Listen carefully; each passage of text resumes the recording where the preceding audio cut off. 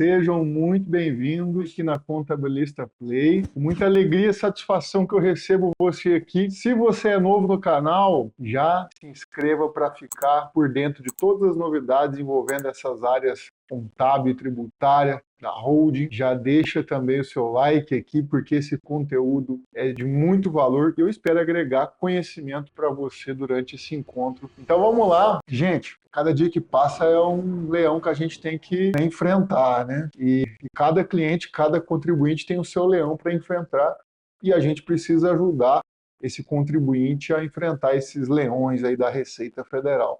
Por conta disso, nós temos um assunto muito, mas muito importante hoje que envolve a holding e a ECD e ECF para a holding, tá? Então nós vamos compartilhar muitas informações técnicas hoje, eu vou adiantando vocês aí. Nossa, Gabriel, mas é muito técnico, é muito difícil essa parte aí de holding. Pois é, hoje eu tô afiado, tô entusiasmado. Espero que vocês aproveitem o máximo esse conteúdo, tá legal? Hoje nós não temos tempo a perder, sabe por quê? Porque, olha, muita coisa aí pela frente para poder falar aqui. Então eu vou ser muito objetivo em algumas explicações. Aqui internamente, com as pessoas que trabalham comigo, eu falo assim, ó, fatia e passa, fatia e passa. Como assim fatia e passa? Fatiou, passou. Olha, resolveu esse, vai para o próximo. Resolveu esse, vai para o próximo. Resolveu esse, vai para o próximo. A melhor parte é você resolver um e passar para o próximo. Certo? Resolva os problemas e vá para o próximo, que você é um resolvedor de problemas, uma pessoa de soluções. Vamos lá. Pessoal, ECD e ECF para holding, tá? Vamos ao que interessa, Obrigatoriedade da ECD versus obrigatoriedade da ECF. Mas no que diz respeito à holding, eu já começo a fazer um adendo aqui, é o seguinte. Gabriel, a holding precisa entregar ECD e ECF. Primeiro, que a holding vai depender se ela é do regime tributário do lucro presumido, se ela é regime tributário do lucro real, e aí, a partir do momento em que ela adota um regime tributário, ela vai observar as regras de obrigatoriedade desse regime tributário. Certo? Se é uma empresa de lucro real, automaticamente tem que entregar ECD e entregar ECF. E se é uma empresa de lucro presumido, como vocês estão vendo aí, a ECF deve entregar obrigatoriamente todas as empresas de lucro presumido, e já a ECD apenas se ela não optou pelo livro caixa ou distribuiu lucros ou dividendos sem incidência do imposto de renda retido na fonte. E nesse caso, né, aí a holding é importante você ter conhecimento disso, porque a maioria dos casos em que você tem uma holding aí, o que adianta ter lucros, ter resultados das outras empresas que ela participa, ou até mesmo o resultado da atividade que ela tem, formando então uma holding mista, e esse resultado apurar o lucro, mas não poder distribuir integralmente com base na contabilidade se você não faz a contabilidade. A melhor coisa que se tem é, mesmo que você não tenha obrigatoriedade de entregar ECD porque não fez a distribuição de lucro ali, a recomendação é que faça sempre a ECD, primeiro para cumprir a obrigação de contador e fazer as demonstrações financeiras que você assumiu no contrato. E segundo para fins de um dia, se esse cliente resolver distribuir esse lucro, você tem condições e o lastro dessas informações com base na escrituração contábil. Combinado? Então, a ECD e a ECF para os regimes tributários e aí que nós temos em vista são esses aí. Agora, Gabriel, Simples Nacional entrega ECF? Não. O Simples Nacional pode entregar, está obrigado a entregar ECD apenas se receber aporte de investidor anjo, estaria obrigado à entrega da ECD. E também, no caso assim, Gabriel, mas eu tenho uma empresa do Simples Nacional que ela foi utilizada com planejamento sucessório, planejamento de atividade, uma atividade econômica não impeditiva, para fazer o planejamento sucessório imobiliário com o regime tributário do Simples Nacional. Se você utilizou o Simples Nacional, você tem que seguir essas regras aqui, né, de entrega ou não da ECD. Muito provavelmente você não deve nem ter utilizado o KNAI de Holding. O KNAI de Holding nem deve ter sido utilizado para criar essa empresa e tributar pelo Simples Nacional. Portanto, certo? A obrigatoriedade é por regime tributário. ECD e ECF aplicável às empresas de lucro presumido. Imunes isentas, nós não vamos falar aqui, né, apesar de ter na tabela aqui para vocês a obrigatoriedade, As imunes isentas, elas têm a regra própria, ECF todas têm que entregar, e a ECD acima de 4,8 milhões de receita decorrente das suas atividades, ali, doações, incentivos, subvenções, e as inativas de órgãos públicos estão dispensadas de informação da ECD e a esse, ok? Bom, muito importante lembrar também o seguinte, tá? Que, Gabriel, eu criei uma empresa para fazer o planejamento sucessório e coloquei os imóveis dentro da empresa, mas essa empresa nós utilizamos o KNAI de hold e, portanto, ela é uma holding. Tá legal, né? Você vai chamar essa empresa de holding, mas ela não tem participação societária. E a atividade econômica que ela tem é a atividade econômica de gestão do patrimônio, né? Então, veja, se você fez esse procedimento de utilizar o KNAI de holding, mas não tem participação societária, certo? E adotou o regime, por exemplo, do lucro presumido para fazer essa empresa aí, né? Gente, obviamente que ele não vai ter receita, por exemplo, de equivalência patrimonial, ele não vai ter investimentos em participações coligadas ou controladas. Então, muitas coisas que eu vou falar aqui não vai se aplicar para esse tipo de empresa, certo? Então, eu preciso separar aqui o joio do trigo, porque senão vai assim, Gabriel, a minha holding não tem nada disso. Por que a sua holding não tem nada disso? Porque você criou uma holding que muitas vezes só foi utilizada para gestão patrimonial ou proteção patrimonial. Então, se acalme aí nessa cadeira, entendeu? No momento em que eu vou falar a parte técnica dos pontos mais complexos envolvendo a holding, aí você se acalme, tá? Importante que aqui a holding, a premissa da holding é que tenha participações societárias em outras empresas. E aí, obviamente, quando você tem participações societárias em outras empresas, o que acontece? Você tem campos específicos na ECF para preencher, tem fichas específicas na ECF para preencher, pode surgir fichas, inclusive, dentro da ECD para preencher, pode ser que você tenha que fazer demonstrações específicas para preencher, para entregar dentro da ECD. Então, veja, tudo isso vai ser muito importante para analisar. Separa na sua cabeça aí, separa na sua cabeça. De um lado, holding com participações societárias, do outro lado, apenas as empresas de proteção patrimonial que não têm participações societárias. As empresas que não têm participações societárias, elas vão ter informações muito mais simples. Muito mais simples. Porque isso só vai colocar a atividade econômica que ela tiver, né? Digamos que tem lá um aluguel, tiver uma venda de algum bem, entendeu? Ela vai colocar as informações da atividade econômica que ela tiver. Combinado? Então vamos lá, vamos seguir em frente aí. Bom, preciso entregar, vamos começar com a ECD já, logo de cara, falando da ECD. E a pergunta é, muita gente me faz essa seguinte pergunta, Gabriel, vou fazer ECD lá da holding, eu preciso entregar o bloco K, conglomerados econômicos dentro da ECD? E essa pergunta vem, toda vez essa pergunta aí, né? E quando você abre lá a ECD, para você enxergar esse conglomerados econômicos, bloco K, é o que se refere a essa bendita escrituração consolidada? Gente, esse conglomerados econômicos aqui nada mais é do que a consolidação dos balanços do grupo de empresas. Porque você tem o seguinte, você tem várias empresas do grupo. Então tem a empresa A, a empresa B e a empresa C, que é a holding, que tem participação na A e na B, certo?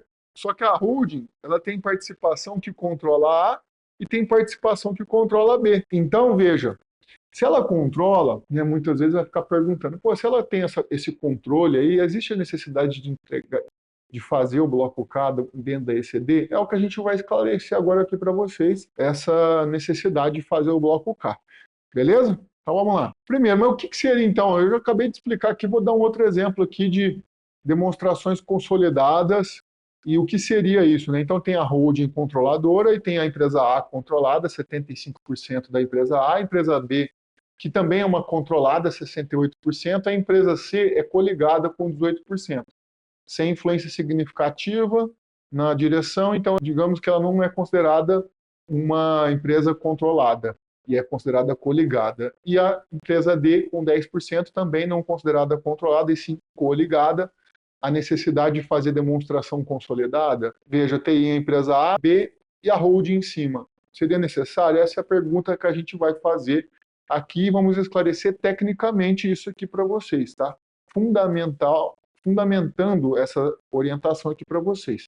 Bom, lá no bloco K da ECD, quando você começa o preenchimento, para você habilitar ele, para aparecer aquela informação lá de conglomerados econômicos lá atrás, é necessário que você coloque lá na ficha de cadastro, lá no começo da ECD, ECDs consolidadas. Vai ter que colocar o S de sim ali. Se tiver esse S de sim, vai habilitar lá o campo de ECDs consolidadas, certo? Então, você vai ver aí que aparece essa opção para você no cadastro. Senão, não vai habilitar. Ah, Gabriel, mas eu preciso informar essa informação de demonstrações consolidadas? Essa é a grande pergunta. Se eu devo informar o sim ou se eu não devo informar, se eu devo colocar que não. E aí, se você olhar o manual da ECD, o que o manual da ECD vai orientar você a preencher esse campo? Escriturações consolidadas devem ser preenchido pela empresa controladora obrigada a informar demonstrações contábeis consolidadas nos termos da Lei 6404, que é a Lei das SAs, ou pronunciamento técnico CPC 36. Esse CPC 36 depois foi aprovado um texto na NBCTG 36, que são normas técnicas de contabilidade que foi aprovada com base também na lei das SAs e em complemento e as orientações complementares dentro do pronunciamento técnico CPC 36. Beleza? Bom, isso daí vai ser importante para nós para definirmos se existe ou não existe a obrigatoriedade. Gabriel, então se o manual está dizendo que nos termos da Lei 6404 do pronunciamento, quer dizer então que eu vou ter que ir lá na Lei 6404 e vou ter que interpretar tudo lá, e vou ter que ir no pronunciamento técnico 36 ou na NBCT G36 para identificar se eu estou obrigado ou não obrigado a fazer a consolidação. É isso mesmo que você entendeu. É isso mesmo que você entendeu, meu garoto. Vamos lá. Então vamos lá, vamos entender o que significa, né? Você vai ver aí que tem aí a Lei 6404, que é a Lei das SAs. O que diz a Lei das SAs? As empresas controladoras obrigadas a apresentar as demonstrações contábeis consolidadas de acordo com a Lei 6404. E aí diz, o artigo 249, a companhia aberta que tiver mais de 30% do valor do seu patrimônio líquido representado por investimentos em sociedades controladas deverá elaborar e divulgar juntamente com suas demonstrações financeiras, demonstrações consolidadas, nos termos do artigo 250. Tá legal. Bom, o que a gente nota ali de muito relevante para nós definirmos isso daqui? A companhia aberta, um ponto importante, que tiver mais de 30% do valor do seu patrimônio líquido representado por investimentos em sociedades controladas. Ponto. Então, essas empresas teriam necessidade de fazer a demonstração consolidada. O que seria essa demonstração consolidada? Pegar o balanço da empresa lá que eu tenho investimento, eu tenho controle sobre ela, a empresa A, a empresa B, e fazer um balanção, o balanço, é um balanção, né? Que é uma consolidação do balanço patrimonial de todo o grupo dentro do balanço consolidado.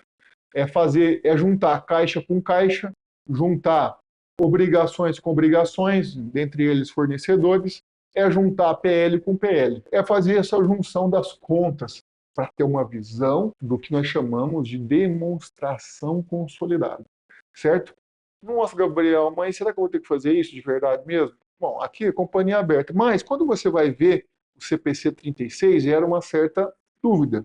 Certo? A consolidação da investida se inicia a partir da data em que o investidor obtiver o controle da investida e cessa quando o investidor perder o controle da investida. Então é isso que diz o CPC 36. Mas, se você for observar na NBCTG 36, que de certa forma tem as mesmas orientações que o CPC 36, porque a NBCTG incorpora nas normas técnicas de contabilidade para todos os contadores seguirem aquela norma, e diz lá no item 4, a entidade que seja controladora deve apresentar demonstrações consolidadas. Esta norma se aplica a todas as entidades com as seguintes exceções. Aí ele vem estabelecendo que devem apresentar consolidação com as seguintes exceções. E aí coloca ali, a controladora pode deixar de apresentar as demonstrações consolidadas somente se satisfazer todas as condições a seguir, além do permitido legalmente. A controladora é ela própria uma controlada, integral ou parcial, de outra entidade. Ou seja, se tiver uma holding intermediária ali, a qual, em conjunto com os demais proprietários, incluindo aqueles sem direito a voto foram consultados e não fizeram objeção quanto à não apresentação das demonstrações consolidadas pela controladora. Ou seja, ela controla, mas ao mesmo tempo que ela controla, ela é controlada. É isso. Item 2. Seus instrumentos de dívida ou patrimoniais não são negociados publicamente. É bolsa de valores, e aí, ou seja, ele está dizendo aqui, ó, seus instrumentos de dívidas ou patrimoniais, ou seja, não possuem ações na bolsa de valores. Isso é um ponto muito importante, porque a companhia aberta, com base na lei das SA, possui ações na bolsa de valores e coincide com a lei das SA. Ela não tiver arquivado e nem estiver em processo de arquivamento de suas demonstrações contábeis na CVM, visando a distribuição pública de qualquer tipo ou classe de instrumento de mercado de capitais. Certo? Então, se não tiver arquivado ali com a intenção de já fazer a abertura das ações na Bolsa de Valores, também, esse é um outro requisito. E a controladora final ou qualquer controlador intermediário disponibiliza ao público suas demonstrações em conformidade com as normas do CFC, em que as controladas são consolidadas ou são mensuradas ao valor justo por meio de resultado de acordo com essa norma. Bom, então veja, aí ela também é a controladora final, que é a do topo lá, ou qualquer outra controladora intermediária, disponibiliza ao público as suas demonstrações em conformidade com as normas do CFC. Bom, aí, o seguinte, se você for observar essa norma, você também vai observar que houve uma certa polêmica em relação a isso no passado, mas bem antigamente, a respeito disso. Ah, Gabriel, mas aí se aplica só a lei das SAs, que com o capital aberto? E aí, lá na época, faz muito tempo, já fazem 12 anos já que isso foi publicado, houve o comunicado IBRACON, número 1 de 2012, que o comunicado ele interpreta todas essas regras e estabelece o critério para poder apresentar isso ou não dentro do critério de obrigatoriedade do bloco. Então, o que ele diz o comunicado? Antes da emissão da NBCT G36, a elaboração das demonstrações consolidadas era efetuada substancialmente pelas companhias abertas. Então, antes. Apesar de a lei das SAs requerer especificamente a elaboração das demonstrações consolidadas somente para as companhias de capital aberto, a NBCT G36 estendeu essa obrigação a todos os tipos de entidade, com exceção daquelas que atenderem todos os requisitos nos itens 4 a 4D da referida norma. Então, até não consigo colocar todos aqui, mas se você digitar na internet aí, comunicado IBRACON número 1 de 2012, você vai ler esse relatório do comunicado na íntegra e vai ver que se atender todos aqueles requisitos lá da NBCT G36, que elenca as situações de dispensa, das exceções de não ter necessidade de fazer a consolidação, atender os requisitos ali fica dispensado de fazer a consolidação. Certo? Beleza, pessoal? Entendido isso? Bom, entendido isso, eu quero que você foque aqui comigo aqui agora, deixa um pouquinho o material de lado aqui e vem comigo. Em relação à consolidação de balanço, você vai ter necessidade de preencher esse bloco K aí, se for uma holding, primeiro envolvendo a questão de participação societária. Gabriel, eu tenho uma empresa aqui que eu fiz a holding, mas como proteção patrimonial, e eu não tenho nem participação societária, só tenho um imóvel, então esquece isso aqui, pelo amor de Deus. Não tem nada a ver com isso. Você não tem nem participação societária, entendeu? Então não tem nem que analisar esses pontos aqui, sabe? Certo? Então, ponto principal é esse. Ah, Gabriel, tem uma hold aqui que é lucro presumido, ela só tem um imóvel ali, ela só foi criada para fazer a proteção dos imóveis. É o caso justamente que eu estou falando. Você não tem participação societária, não tem nem por que você se preocupar tanto com isso. Beleza? Então, vamos lá. Agora, vamos voltar aqui. Quando você tem participação societária, lá na ECD, você tem que se preocupar com algumas contas contábeis patrimoniais que vão ser relevantes para você depois na hora de recuperar isso para ECE, na hora de você classificar, por exemplo, a equivalência patrimonial, na hora de você classificar a participação societária, na hora de você tributar, inclusive, a venda de determinada participação societária. E isso vai influenciar com certeza, certo? Então, dependendo da classificação contábil que você adotar aqui, vai refletir lá na frente, eu vou avisando. Já vou logo avisando. Mas é muito difícil entender essa parte aí. Pois é, por isso você tem que estudar. Vamos lá. Com certeza na faculdade você deve ter aprendido isso lá. Participações coligadas, controladas. Obviamente que lá na faculdade o pessoal conhecia isso como uma contabilidade de nível avançado, né? Ou contabilidade avançada. Mas é para isso que você formou em contabilidade, para ser um cara avançado, uma pessoa avançada. Né? É isso, vamos lá. Vamos ver aqui as principais contas que nós temos aí das holdings, tá? Primeiro, nós temos o ativo circulante, disponibilidades, títulos disponíveis para venda, que nós vamos classificar dentro desse grupo de contas aí aquelas participações temporárias. Por que participações temporárias? Porque você já compra a participação societária já com a intenção de deixar disponível para venda, já querendo comercializar ela. Você não pretende ficar com ela. Diferente das holdings familiares, por exemplo, a holding familiar, geralmente, ele não tem intenção de colocar disponível para venda as participações societárias. A holding familiar, geralmente, elas, não, como não tem essa intenção de colocar à venda e nem fazer negócio com as participações societárias tão rapidamente, a classificação delas vai ser direcionada lá para o ativo não circulante, certo? Vai ser lá para o ativo não circulante. E aí você vai ver aí que lá no ativo não circulante tem a conta, o grupo de investimentos, participações permanentes em sociedades no país, e você vai ter ali a conta final 01, participações permanentes em controladas, participações permanentes em coligadas.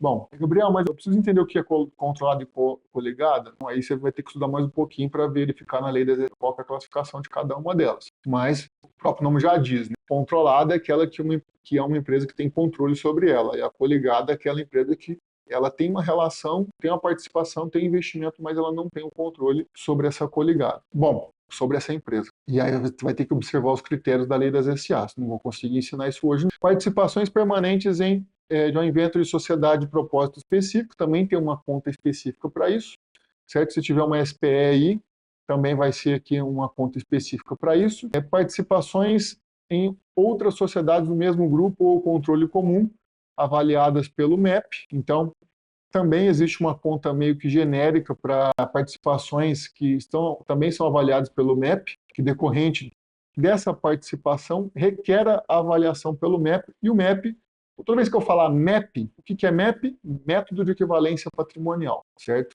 O MEP é método de equivalência patrimonial, beleza? Gabriel, quem está obrigado a fazer o MEP? Obrigado são as empresas que têm controle ou são consideradas coligadas e controladas, tá? Então, essa a obrigatoriedade e atinge esse tipo de empresa. E tem também as participações em SCP, que são a sociedade em conta de participação, que são empresas que geralmente, as empresas de construção civil que fazem muitas SCPs, e é normal esse tipo de planejamento tributário ou planejamento societário através das SCPs. Mas a partir do momento que você é sócio ostensivo ou participante de uma SCP, ou vamos colocar um sócio ostensivo de uma SCP, ele vai ter que tratar aquilo ali como uma participação societária e vai ter que reconhecer na contabilidade o resultado dessas participações societárias, ok? O mesmo tratamento que é dado para uma holding, tá legal? Como equivalente patrimonial ou não.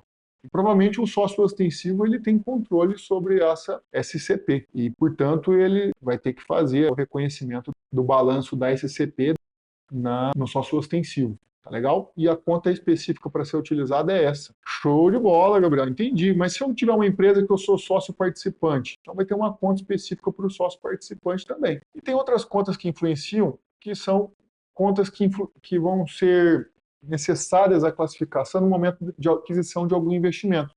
Quando a empresa compra um investimento, compra uma participação societária, ela vai desdobrar o custo de aquisição em goodwill, em mais-valia ou menos-valia. E aí esse desdobramento do custo de aquisição de participações societárias são classificadas em contas específicas, tanto de participação quanto do goodwill, mais-valia e menos-valia, que são essas contas que eu acabei de mostrar aí para vocês. Então elas impactam sim para a holding, tá ok? E participações permanentes em sociedade no exterior, aí tem aí uma conta específica para para participações no exterior. Certo, pessoal? Pô, Gabriel, mas por que você não colocou aqui os imóveis? Porque os imóveis, ele não necessariamente está relacionado com a participação societária, né? Aqui o foco especificamente hoje é a participação societária. Ah, Gabriel, os imóveis, já falei aqui algumas lives, falo no meu curso também, qual é a classificação correta para os imóveis, dependendo da destinação que a empresa vai dar para ele. A cada destino que a empresa vai dar para esse imóvel vai ter uma classificação contábil. Certo? Show de bola. Quais são as classificações contábeis dos imóveis, Gabriel? Então, já que você pode falar para nós bem rapidamente, vou falar aqui as 3 classificações que são possíveis de serem lançadas. Primeiro, estoque. Segundo, ativo imobilizado. Terceiro, propriedade para investimento. São um desses 3. Vai ter que estudar esses 3 para ver qual que é a melhor forma de classificar o imóvel lá dentro. Bom, e por fim nós temos também as contas de resultado dentro da ECD, que são essas aqui, né? Tem a receita bruta, e aí a receita bruta, por exemplo, se tiver uma receita bruta de aluguel, vai classificar a conta de receita de aluguéis. Diferente das receitas de participações societárias, receita de equivalência patrimonial, que nós vamos ter contas específicas de resultado. Então você vai ver que tem receita de resultado de equivalência patrimonial, que é o final 06, e o final 07 ali, que é resultado positivo em SCP pelo MEP, certo? Ok? E aí, tudo bem? E por fim, nós vamos ter ali o resultado negativo também, despesa sobre o juros sobre capital próprio, se tiver, e resultado negativo da equivalência patrimonial, porque a empresa pode ter prejuízo também. Se a empresa tiver prejuízo, o PL da empresa investida vai refletir na investidora, certo? Gente, o raciocínio está muito rápido hoje aqui. O raciocínio é esse mesmo, é raciocínio rápido, ok? Vamos lá, vamos seguir em frente aqui. Bom, quando você começar o preenchimento lá da ECD, você vai ter ali as informações, aliás, da ECF, agora vamos mudar aqui o foco da ECF. Começa o preenchimento da ECF, vai definir se vai recuperar ou não a ECD, e para lucro presumido, você vai ter justamente aquele ponto de selecionar se é obrigado a entregar ECD, se vai recuperar ECD ou não. Então, assim, no caso de holding, gente, se você tiver uma holding com participações societárias, você tem que fazer o reconhecimento da equivalência patrimonial, segundo. Então, você precisa ter contabilidade. É necessário ter contabilidade por uma exigência não da legislação fiscal, mas sim por uma exigência da legislação societária. Então você tem que ter contabilidade. Então você não tem nem como seguir aqui a opção pelo L, pelo tipo livro caixa, né? Pelo amor de Deus, não vai fazer uma holding tipo L, né? Tá? Então faça contabilidade. E no caso aí tem um regime de caixa ou competência, tá? Cuidado, porque se tiver uma empresa de lucro presumido, ela pode ser caixa ou competência. Mesmo que se tiver imóveis, operação com imóveis. Ok? Vamos lá. No caso do lucro presumido, você vai ter ali o P200 com a informação de recuperação da ECD, e você vai recuperar a ECD com a receita, por exemplo, de equivalência patrimonial. Gente, essa receita não é tributada. Ela vai ter uma linha específica lá dentro da ECF, como uma receita de equivalência patrimonial. Então não vai, pelo amor de Deus, não vai querer colocar aqui receita sujeita a algum percentual de presunção, senão a Receita Federal vai te cobrar algum imposto que não precisa pagar. Por enquanto, nós não temos que pagar imposto sobre isso. O resultado da equivalência patrimonial não é tributado, certo? Então tomara que isso continue assim, né? Se bem que o governo já está falando em tributar esse resultado, essa parte aí das empresas, os lucros das empresas, né? É diferente de lucro e holding, porque lucro e equivalência patrimonial, porque a equivalência patrimonial apenas reflete o PL da investida na investidora. O lucro é a retirada de lucro propriamente dita, é um pouco diferente. Mas ambos não há tributação, tá? Hoje no Brasil. No caso da holding aí, quando você vai iniciar o preenchimento dela, da ECF, você vai ter que colocar lá participações em participação permanente em coligadas e controladas, aí vai ter que colocar que sim aqui. Você vai ver que é diferente já uma ECF de uma holding. Tem outras informações que você tem que cuidar, como investimentos no exterior, rendimentos também no exterior, né? Então, tem algumas informações que tem que ficar ligado. Tá lá, recebimentos do exterior ou de não residentes. Tem que verificar se teve isso ou não. Vamos ver aquele outro ali embaixo, ó, pagamentos ou remessas a título de serviço juros, dividendos a beneficiários do Brasil e do exterior. Então, aqui, se tiver pagamento de dividendos, seja no Brasil ou no exterior, também teria que informar aqui que sim. Então, veja que tem alguns campos específicos para a gente poder observar e apresentar a ECF com habilitação de algumas fichas aqui. E observe cada uma desses itens aqui da ficha de parâmetros complementares para habilitar as fichas lá na frente de informações que você está sujeito a informar. Certo? Bora lá. Informações está sujeito a informar, é isso mesmo. Né? É redundante, mas é isso. O 0020, você vai, quando você preencher isso lá, vai aparecendo lá, participação avaliada pelo MEP, que é o método de equivalência patrimonial. Vai estar aqui sim. Se tiver aqui sim, vai ter o reflexo lá no X450, que é um outro registro que você vai ter que preencher dentro da ECF.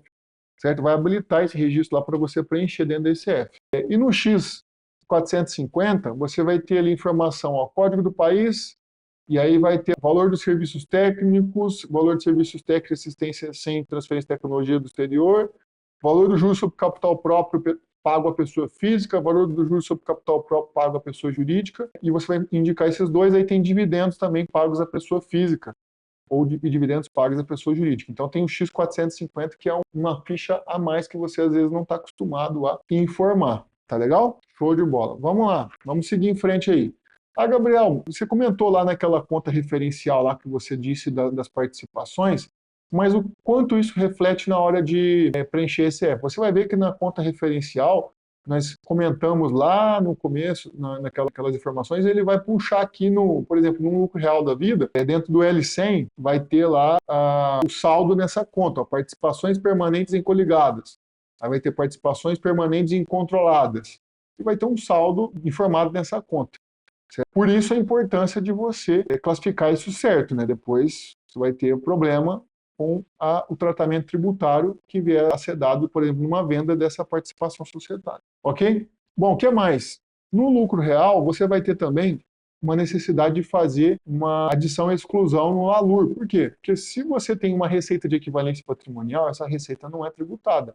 E aí você vai ter que, ou se você tem uma despesa de resultado negativo de equivalência patrimonial, essa despesa de resultado negativo não vai ser tributada. Portanto, o que você vai fazer? Você vai fazer as adições, tem lá uma linha específica do lucro real para você fazer a adição. Investimento avaliado pelo PL, que é uma contrapartida de redução do PL. E investimentos avaliados pelo PL em contrapartida do aumento do patrimônio líquido. Então você vai ver que existe como você fazia a adição e exclusão disso lá no LALUR. Obviamente que você vai ter que ter um controle à parte, né, do seu LALUR para depois transferir isso para dentro da ECE. O que mais? Detalhamento do equivalência patrimonial de empresa coligada, registro Y620. Aqui nesse registro, você vai ter algo muito específico, né, de parte do MEP, que ele vai pedir para você informar a data do evento, o tipo de indicador de relacionamento, que seria controle conjunto, influência significativa. O que é essa influência significativa? Digamos que ele tem 19%, mas ele tem influência significativa. Então, ele tem o controle com base na influência significativa. E aí, por poder de direção, alguma questão da diretoria, né? Então pode gerar uma influência significativa, segundo a lei das SAs. E tem 4 aí outras causas para aplicar MEP e exclusão do MEP, certo? E veja o que pode gerar aí a equivalência patrimonial. Bom, motivo, né? Motivo de relacionamento aí com o tipo de relacionamento para poder informar a equivalência patrimonial.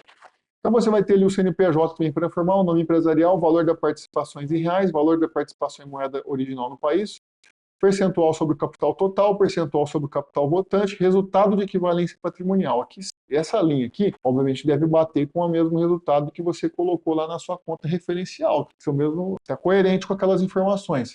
E a data da aquisição da participação, também aqui é necessário informar o sumário em cartório e o número de registro em cartório, no caso aí da participação.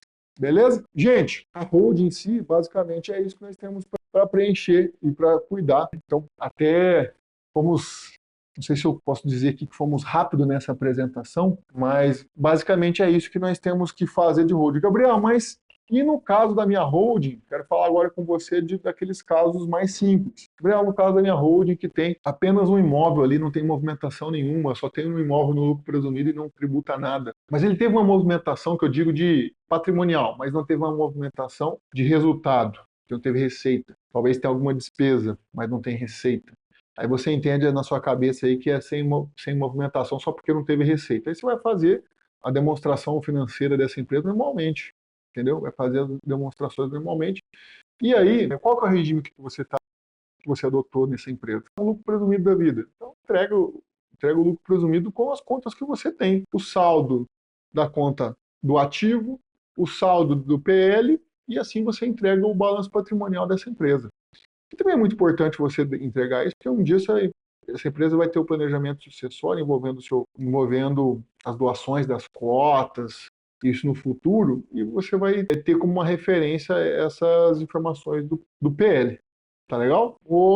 Tem algumas pessoas aqui interessantes, especiais. O Simar, já falei, mandou um abraço. A Suelen também está por aí. Boa tarde, Suelen. O Lázaro, o Eduardo. a Maria, a Vera que mandou mensagem aqui do lado direito. Muito bom, Vera, que você está aqui. E a Patrícia Favorito também. Show de bola, pessoal. E aí, o que que vocês estão agora... Qual que é a próxima missão do contador? A próxima missão do contador é entregar suas obrigações aí, com certeza, né? Terminando o imposto de renda, eu quero partir para a próxima missão. E uma das missões é regularizar essa parte aí de contabilidade e fiscal das empresas que não são do Simples Nacional e que eu preciso entregar essas obrigações. Certo? Pessoal, não posso deixar de informar que nós estamos com as matrículas abertas do curso de Holding, Constituição, Contabilidade e Tributação. Lá nesse curso a gente não fala só da holding com participações societárias, nós falamos também da holding com planejamento sucessório, que é o planejamento sucessório patrimonial, blindagem patrimonial e as formas de você fazer a classificação dentro da contabilidade, a tributação, quais as preocupações que você tem para montar essa holding. Lembrando que esse treinamento ele é um treinamento focado para profissionais que muitas vezes vão atuar tanto com o jurídico e vão atuar com a parte contábil, porque às vezes a gente vê muita gente falando sobre holding, mas muita parte jurídica, jurídico, que é a parte de planejamento sucessório, essa parte mais densa do jurídico. A gente não aborda só essa parte, a gente aborda também a parte fiscal, tributária e a parte de obrigações envolvendo a holding, como é nesse caso aqui da ECD e ECE, tá legal? Ah, Gabriel, mas aquela holding mais simples que vai ser utilizada como um planejamento tributário e sucessório, essa que eu estou interessado em saber, nós vamos falar dentro do curso também, tá? E como que fica também as obrigações envolvendo essa empresa. Beleza? Pessoal, muito obrigado aqui pela participação de cada um de vocês. Estamos juntos. Deixa o seu like. Acesse o nosso site contabilistaplay.com.br, conheça todos os nossos treinamentos. É sempre muito bom receber você como aluno. Um abraço e até a próxima. Fiquem com Deus.